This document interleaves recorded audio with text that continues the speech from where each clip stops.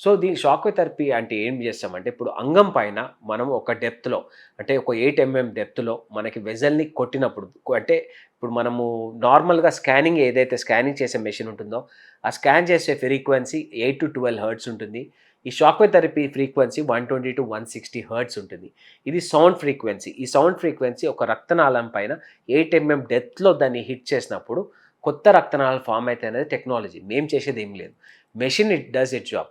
So, ఇది generally normal simple లాంగ్వేజ్‌లో చెప్పాలంటే మన బ్లడ్ లోపల వీఈజీఎఫ్ ఫ్యాక్టర్స్ అని ఉంటాయి. దీన్ని వాస్కులర్ ఎండోథీలియల్ గ్రోత్ ఫ్యాక్టర్స్ అంటాం. ఈ ఈ ఈ సౌండ్ వేవ్స్ వీటిని యాక్టివేట్ చేసి లోపట్ల ఎండోథీలియల్‌ని రిపేర్ చేసి ఈ కొత్త రక్తనాళాలను ఫార్మ్ చేయడానికి హెల్ప్ చేస్తుంది. సో, దానివల్ల ఎవరికైతే అంగస్తంభన సమస్య ఉందో, లాంగ్ స్టాండింగ్ డయాబెటిక్స్ ఉన్నారో, హైపర్‌టెన్సివ్స్ ఉన్నారో, లాంగ్ స్మోకర్స్ ఉన్నారో అట్లాంటి వాళ్ళలో మంచి బెనిఫిట్స్ కనిపిస్తాయి. సో, దీనికి సెషన్స్ ఉంటాయి. అంటే నార్మల్‌గా డిఫరెంట్ ప్రోటోకాల్స్ ఉంటాయి. మన ఏషియన్ ప్రోటోకాల్ ఉంది, సింగపూర్ ప్రోటోకాల్ ఉంది, చైనీస్ ప్రోటోకాల్ ఉంది. డిఫరెంట్ కంట్రీస్‌లో different number of times sessions చేస్తారు. మన ఇండియన్ పాపులేషన్‌లో అయితే నేను నేను వాడేది మాత్రం అరౌండ్ 12 సెషన్స్ యూజ్ చేస్తాను. అంటే ఒక్క రోజులో 4 సెషన్స్ చేస్తాను. 3 డేస్‌లో 12 సెషన్స్ కంప్లీట్ చేస్తాం.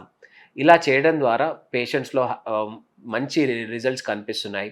సో, ఆహ్, ఈ ప్రోటోకాల్ నాకు చాలా బెటర్‌గా అనిపిస్తుంది. సింగపూర్‌లో 25 సెషన్స్ చేస్తారు. చైనీస్‌లో కొన్ని యూనివర్సిటీస్‌లలో 50 సెషన్స్ చేసిన ఇవి కూడా వాళ్ళ ప్రోటోకాల్స్ కూడా ఉన్నాయి. సో, మన ఇండియన్ సినారియో ప్రకారం చూసుకున్నట్టయితే సివియర్ డ్యామేజ్ లేకుండా 12 సెషన్స్ బెటర్ ఉంటది.